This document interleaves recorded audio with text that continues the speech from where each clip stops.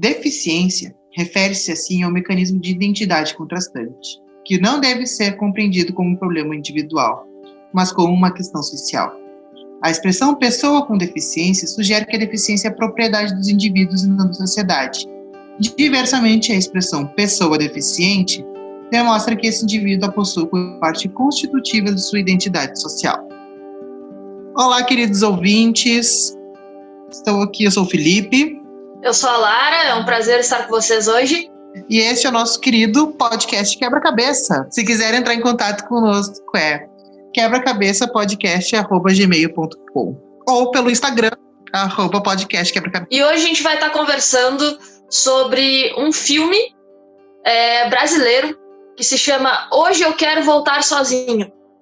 Ele é a história de um garoto cego e é por isso que a gente começou com esse breve trecho sobre pessoas deficientes e sobre a diferença do termo pessoa deficiente e pessoa com deficiência. Eu me esqueci de citar depois que eu terminei de ler o trecho, que esse foi retirado do livro Deficiência, da Débora Diniz, que eu acho que é importante a gente sempre falar bem sobre os autores, né? Hoje, para trazer um tema mais leve, né, Lara, nós vamos comentar sobre o cinema brasileiro, coisa que as pessoas muitas vezes esquecem que existe. Esquece que existe e a gente tem filmes ótimos dentro do cinema brasileiro. Esse é um deles que aborda um tema muito interessante e de uma forma muito bonita. Para além dos temas que o filme trata, e a gente vai falar de algo mais leve, mas nós dois sempre podemos problematizar qualquer coisa e a gente vai problematizar em cima desse filme também. Em si, o filme é muito bonito. O filme tem uma história muito linda e uma forma muito delicada de contar essa história. E uma naturalidade para abordar certos temas que eu gostei muito de ver. É um filme mais simples, é diferente dos mainstreaming que a gente chama, tipo, não é um filme da Marvel, gente, basicamente o que eu quero dizer, não é uma produção hollywoodiana, mas é um filme muito bom, com uma mensagem muito bonita e uma história bem construída. Eu, para inteirar um pouco, sem dar spoiler sobre o filme, eu vou ler a sinopse do filme, para as pessoas conseguirem mais ou menos nos acompanhar o que a gente está falando e plantar a sementinha da curiosidade na cabeça do ouvinte.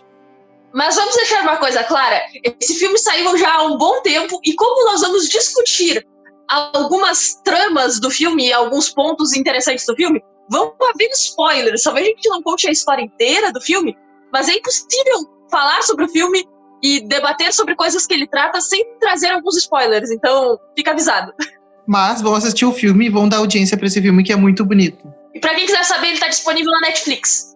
E também nas plataformas online, pelo que eu dei dando uma olhada. E tem um curta dele que foi antes do filme, que é Hoje Eu Não Quero Voltar Sozinho, que está disponível no YouTube e tem 17 minutos.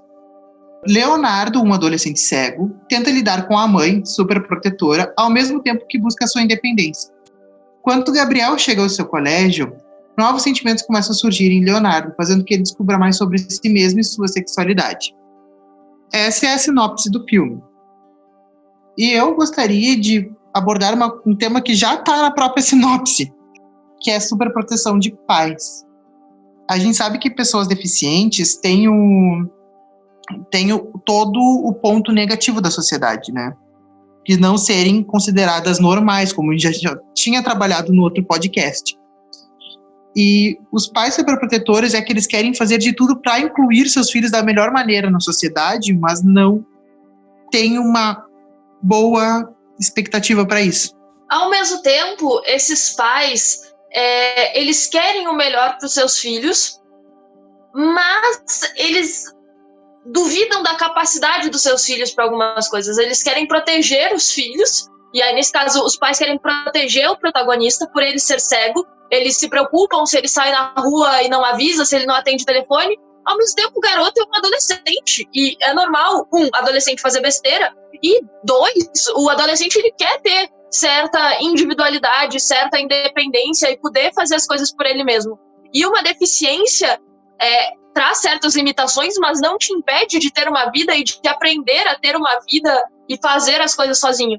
Então, ser tratado como se a única coisa que te definisse como pessoa fosse a tua deficiência, principalmente pelos teus pais, é algo muito ruim. Tipo, é uma limitação muito grande e que gera sofrimento na pessoa. e que gera, nesse caso, um conflito, um atrito entre o personagem principal e os seus pais, porque eles acabam sendo superprotetores, nesse caso, principalmente a mãe, e aí a gente pode falar até de um estereótipo, de dizerem que a mãe é mais superprotetora do que o pai, o que não é verdade em todos os casos, mas isso sufoca o nosso protagonista, isso leva ele a ficar irritado e leva ele a querer se distanciar ainda mais dos pais, tipo, surge a ideia dele querer fazer intercâmbio, e tipo, ele é uma pessoa cega que quer fazer intercâmbio, e os pais dizem não, mas no fundo a real razão dele querer fazer intercâmbio é porque ele quer ficar distante de pessoas que o tratam como um inválido, como um incapaz de viver e de fazer as coisas sozinho.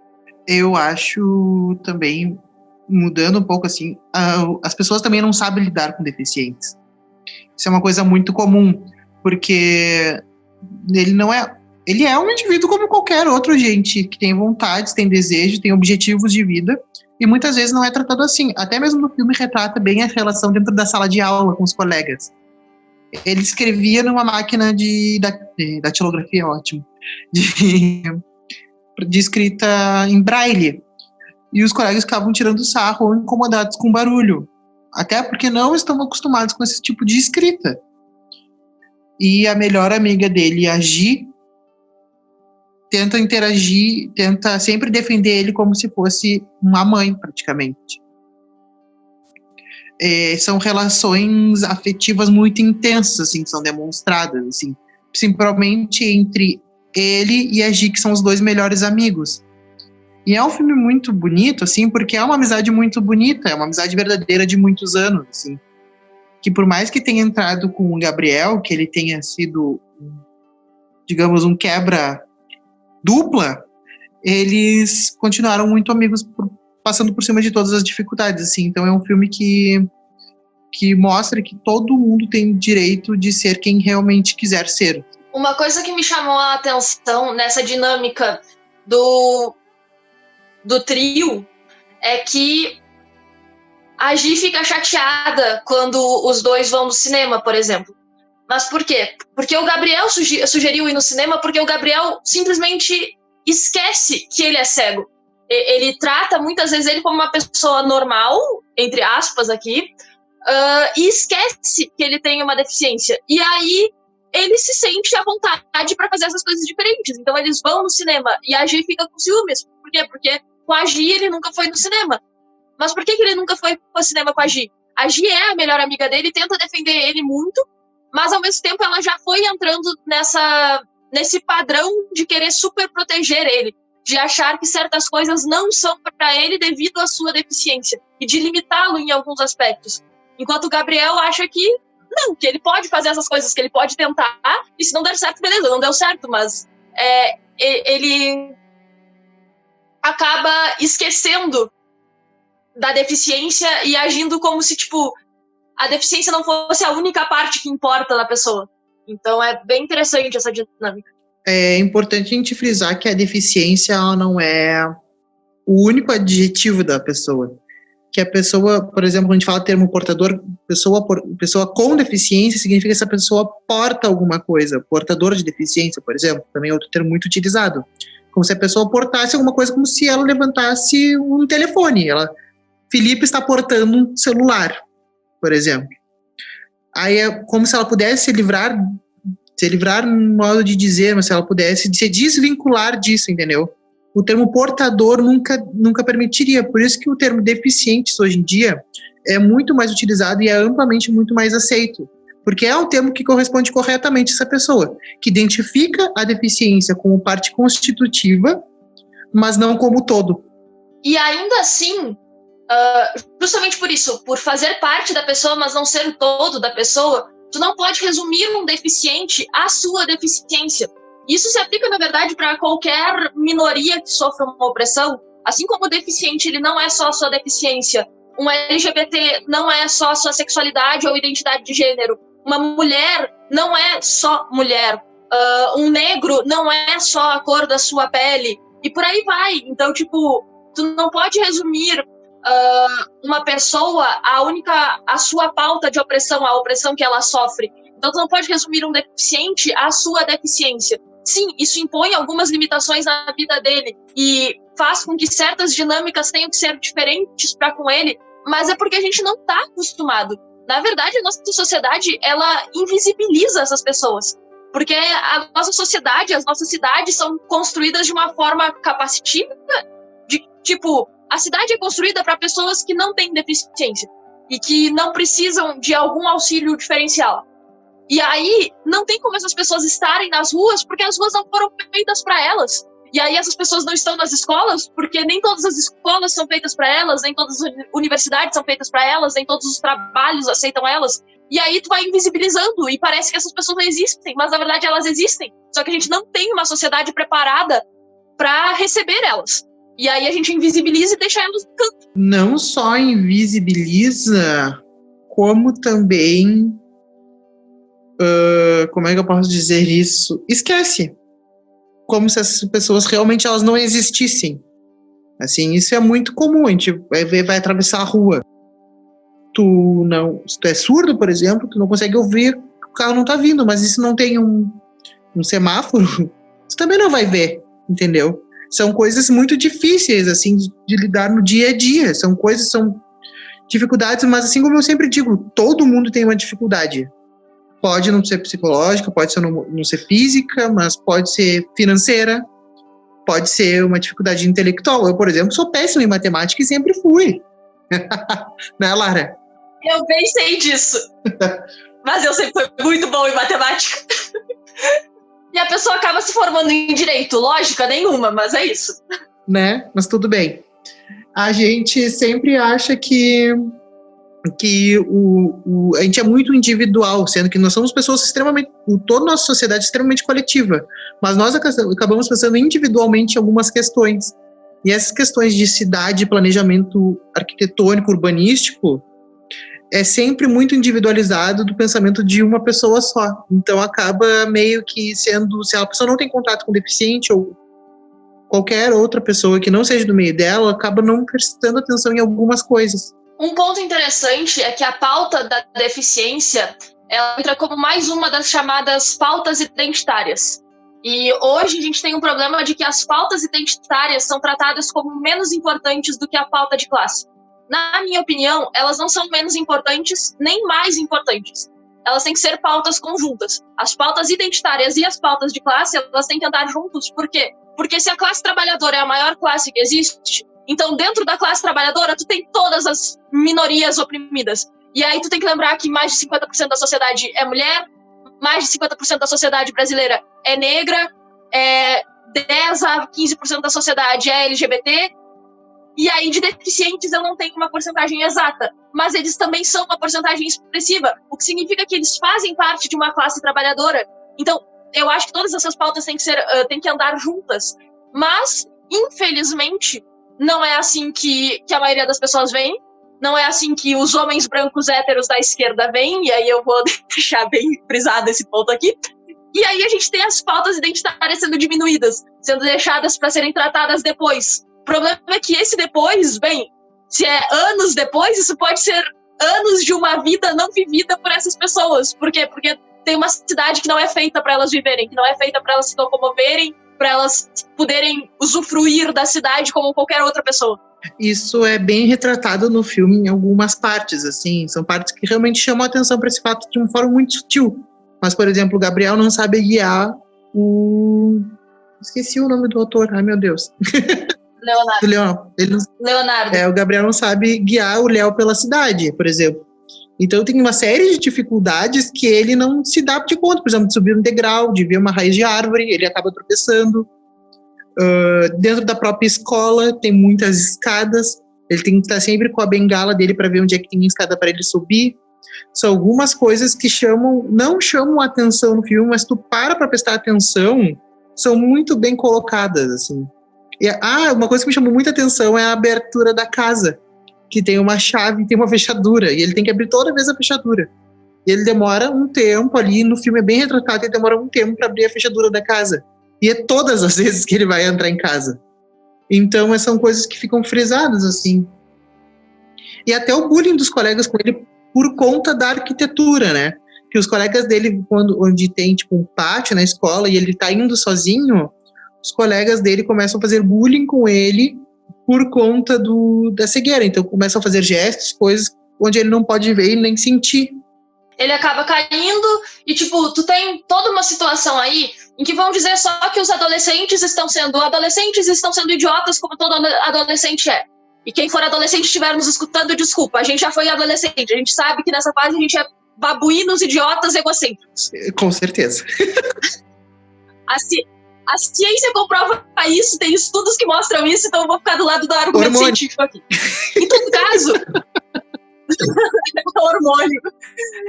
Em todo caso, tipo, o que estão fazendo com ele tem tudo a ver com a falta de preparo da sociedade para reconhecer a existência dessas pessoas. E, tipo, quando essas pessoas existem no teu meio de convivência, acaba que tu resume elas à deficiência. Então, o Leonardo, ele não é nada além do garoto cego da sala de aula. E aí, tipo, os pais, apesar de amarem o filho, sempre veem a cegueira como primeira coisa, como o ponto que vai ser sempre uma dificuldade, em vez de ter um pensamento mais positivo quanto a isso. E aí, tipo, tu vê as dificuldades delicadas que ele passa ao longo da história. E um ponto bem interessante, por exemplo, o Leonardo nunca enxergou, então tem coisas que ele não sabe como são. É diferente de alguém que se torna cego e que vai entender quando tu descreve alguma coisa só com palavras. O Léo não, o Léo nunca enxergou. Então o Gabriel vai explicar um eclipse lunar para ele, porque eles foram assistir o eclipse lunar. E ninguém nunca convidou o Leonardo para assistir um eclipse ou algo do gênero, porque ele não pode assistir. Mas ele pode estar lá, ele pode fazer companhia, e se as pessoas se esforçarem, elas são capazes de explicar essas coisas pro Leonardo e como elas funcionam. E o Gabriel fez isso. O Gabriel enxergou ele para além da cegueira e se esforçou para tratar ele para algo além de uma pessoa cega. Isso, Lara, nada mais é do que inclusão. O tão famoso termo, tão bonito e expressado e muito pouco realizado. É a inclusão. Que muitas pessoas não entendem que estar incluído é tu estar se sentindo pertencido a um grupo. O que muitas vezes não acontece, principalmente para os deficientes. Uma coisa que eu gostaria de falar aqui também, que eu acho muito engraçado, é a questão do álcool na adolescência. Que é muitas vezes é retratado no filme como para fazer coisas com as quais não se teria coragem de fazer sóbrio. Eu acho que isso vem muito dos hormônios. Mas é muito retratado no filme como uma válvula de escape para o jovem. Ele dá uma pincelada no filme sobre isso, mas ele não é o assunto principal, ele não chega a falar, mas ele está muito bem retratado ali. Ele não aprofunda e, tipo... Mas retrata bem a questão de tu beber para fugir de algumas coisas, ou até para tomar coragem de lidar com algumas coisas, ou usar como desculpa para não lidar com algumas coisas, e isso acontece no filme. E, vendo, nenhum de nós pode ser hipócrita, a gente já foi adolescente, a gente já bebeu na adolescência, juntos, na minha casa. Muitas vezes. Diversas vezes. Muitas vezes, inclusive. E, bueno, faz parte de tu ser adolescente, tu quebrar as regras, e existe uma razão pela qual adolescentes não deveriam beber em excesso, nem usar drogas em excesso, e tipo, bueno, existem drogas legalizadas e outras não, então eu não vou entrar no quesito usar drogas, não é o tema desse podcast, mas a questão do adolescente em si é que o cérebro ainda está se desenvolvendo, então os malefícios podem ser maiores porque o corpo ainda está em desenvolvimento, então esse desenvolvimento pode ser parado. E, tipo, tu não sente que isso é um malefício porque fisicamente tu não te sente mal, na verdade tu te sente bem quando tu tá fazendo essas coisas, mas a verdade é que o resultado vai ser ruim, apesar do efeito instantâneo ser bom. E tipo... tá lá. Vou voltar no tempo e vou dizer isso pra ti quando tu tinha 15 anos. Pode deixar que eu vou voltar no tempo e vou te dizer isso. Eu não vou ser hipócrita, eu aprendi isso depois que eu cresci. Quando eu era adolescente, eu seguia essa babuína idiota e excêntrica, como todos os adolescentes. Você divertiu, pelo menos. Não existem exceções. Mas uma coisa também que, por conta do álcool até, enfim, não era esse o ponto que eu queria chegar, mas tem a Karina no filme. A Karina nada mais é do que uma menina da idade dela, com hormônios à flor da pele, como todos os outros, e que gosta de ficar com vários meninos. E já teve vários namorados, pelo que é retratado no filme. E assim, ela é tida como, digamos, num termo muito menos aprofundado do que deveria ser. Ela é praticamente tratam ela como uma vagabunda, digamos assim, porque ela não está seguindo os padrões normativos da sociedade. Indo pelo termo da nossa época, ela seria chamada de piriguete, ou puta, vadia. E por que a gente chama uma mulher... Family friendly, Lara! Podcast family friendly. Não vem falar esses termos aí. Por que ela é chamada assim? Por que ela é tratada assim? Porque ela resolveu que ela quer exercer livremente a sua sexualidade? Que ela não vai negar que ela sente atração por caras e que ela quer ficar com esses caras e que pra ela não tem problema ficar com esses caras? E aí, se tu trocasse o que ela faz por um personagem masculino, esse personagem masculino ele seria um garanhão. Ele seria o pegador. E não teria nada de errado ele ser assim. Na verdade, a sociedade espera que a maioria dos rapazes seja assim. Seja um pegador e pegue várias e fique com várias. E aí a conta não bate, porque se tu quer que os caras peguem várias mulheres, mas as mulheres não podem ficar com vários caras, senão elas são putas, a conta não bate, não tem pessoas o bastante pra essa conta bater. E não faz sentido. A hipocrisia é grande. As duas pessoas estão fazendo a mesma coisa. Não faz sentido elas serem julgadas de forma diferente. Graças ao patriarcado nós temos essas diferenças, né? Assim, uma coisa que outra coisa que me chamou bastante atenção durante o filme é a dinâmica de corpos, digamos assim. Expressão corporal e, por exemplo, dançar. Como dançar é significativo para uma pessoa cega, porque como ele nunca viu, ele nasceu cego, ele nunca viu uma dança, ele não sabe dançar. Por isso que o tipo de música favorito dele é música clássica, porque ele não precisa se expressar corporalmente, por mais que os dedinhos dele sejam dançantes. Eu acho que foi uma forma muito legal de pensar também como a corporalidade influencia. Por exemplo, quando eles estão na piscina e ele não quer tomar banho, por exemplo, com os demais, porque ele não sabe o que pode acontecer. Ele é uma pessoa totalmente insegura com o seu corpo também por conta disso. É uma pessoa insegura em vários aspectos e, tipo, ele acaba até mesmo não acreditando que alguém iria querer ficar com ele. Isso é retratado no início do filme, tipo, ele se sente inseguro e indesejado, como se a única coisa que fosse ser vista dele é a sua deficiência, logo ele não poderia ser atraente para outras pessoas devido a isso.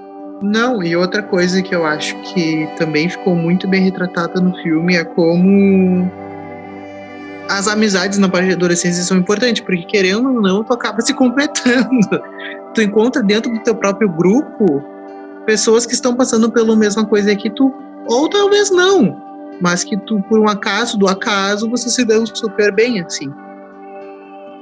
Eu acho que isso é muito bem retratado no grupo, porque quando ele resolve se assumir pra Gi, ela tem um primeiro baque, porque eu acho que ela nunca imaginou aquilo sobre ele. Até porque era uma superproteção, tinha toda essa relação que a gente já vinha conversado. Mas depois que ela raciocina, bate o treco-lé da cabeça dele, que eles são amigos e ela não é a mãe dele, ela dá uma reviravolta durante o filme e compreende essas relações. Eu também acho interessante que dá pra perceber que a Gi tinha um crush no Leonardo. De certa forma ali, eles sempre foram muito amigos desde a infância e havia esse certo crush da parte dela. Então, quando ele admite que ele tá apaixonado pelo Gabriel pra ela, o primeiro movimento dela é se afastar. Ela se afasta e ela deixa ele sozinho. Mas depois, quando ela retorna de uma forma de que tá tudo bem. Então, o que ela teve que aceitar foi muito mais de que, o amigo dela não é apaixonado por ela também, e talvez ela nem fosse tão apaixonada assim pelo amigo. E não, isso é uma coisa que eu gostei muito. Apesar desse filme se enquadrar como um filme LGBT por tu ter um casal de dois rapazes, ele não é um filme que trata sobre o fato deles serem gays ou deles terem um relacionamento. Esse não é o ponto central de discussão da história. Então a forma que a Gi reage ao fato dele admitir que gosta de um cara, ela se afasta primeiro porque ela tinha um crush nele e porque meio que ela teve que lidar com algumas coisas ali. Mas depois, pra ela, tá tudo bem. Ela aceita numa boa e ela incentiva ele a ir falar com o Gabriel. E ela fica feliz depois por eles estarem juntos. Então eu achei isso muito bem retratado, porque nem toda a história de um LGBT precisa ser sofrida e em volta de grandes sofrimentos. Tipo, isso é parte das nossas histórias muitas vezes, mas não precisa todo filme ser assim. Então eu achei muito interessante a delicadeza em que isso é abordado e o fato de que isso nunca é tratado como um grande problema. Apesar de tu ter os colegas do Leonardo e do Gabriel fazendo bullying em um certo momento pelo fato de acharem que eles são um casal, no final, quando eles são um casal de fato... E eles não dá spoiler! Não, Lara, não! Momento não, spoiler, Lara, não vão conta, contar no final do filme. E é isso. No final, quando eles seguram mãos e e finalmente fica claro que eles são um casal pro resto da turma, quem estava fazendo bullying é quem virou chacota, porque, mano, é isso, é normal. Hoje em dia é mais natural pros adolescentes a ideia de que a tua sexualidade não obrigatoriamente vai ser hétero. Então, tipo, eu gosto da naturalidade, da delicadeza em que o filme trata sobre esses assuntos. Não, e eu achei ele um filme muito bonitinho, como eu já tinha te comentado, porque ele é um filme muito bem, que mostra muito bem as visões, entendeu? Os pontos de vista de cada um dos envolvidos, assim. Então é possível tu conseguir compreender o que se passa. Eu não vou dar o maior spoiler do filme, já que a Lara conseguiu fazer esse favor, mas tem uma parte muito legal no filme que é quando o Gabriel diz que o Léo diz que não consegue não consegue ter uma certa ação. E o Gabriel auxilia ele nisso, e tu não vai contar esse spoiler, Lara, que eu não vou deixar.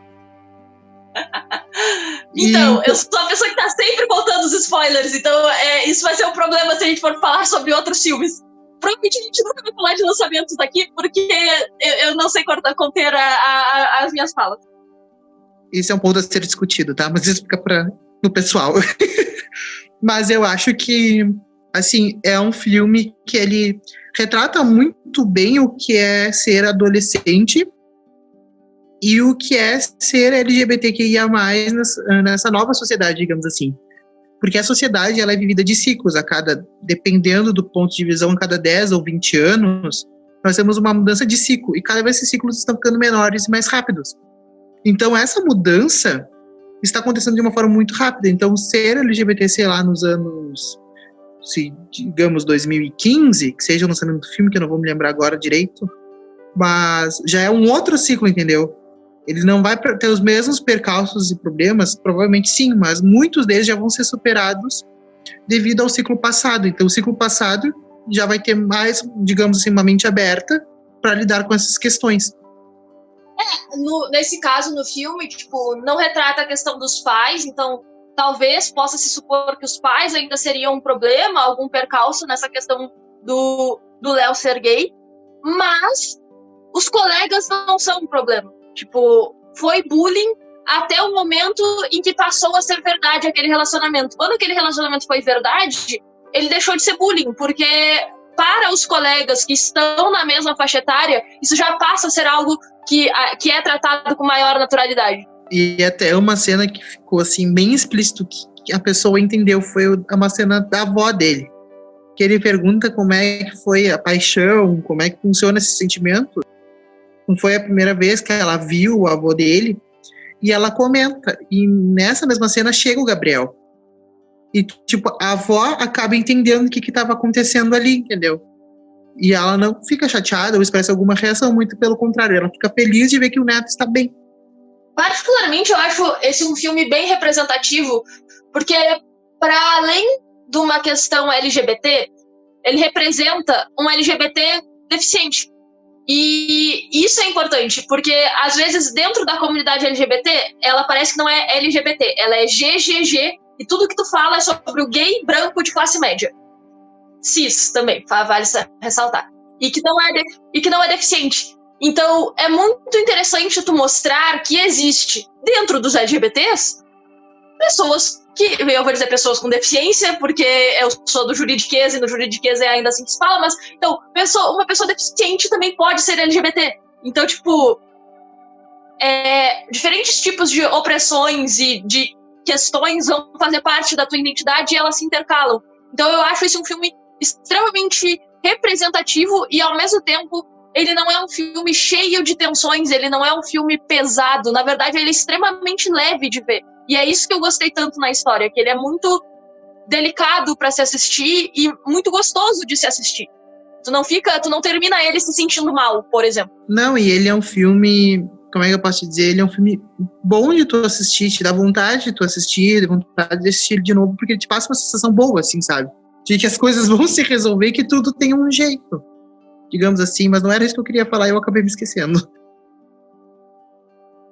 Mas o que me passa, assim, é uma sensação de que tu não precisa ser uma coisa que tu não é só pra agradar os outros, entendeu? Tu pode te abrir, te expor e continuar sendo a mesma pessoa que tu é, que tu sempre foi. Eu acho que o filme passa essa sensação a partir do momento que ele entende e se aceita do jeito que ele é.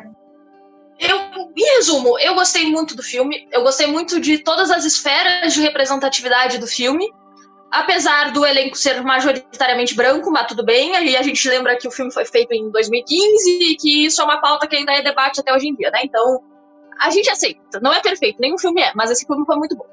E, mano, eu acho que é isso. Eu acho que esses são meus últimos comentários em relação ao filme.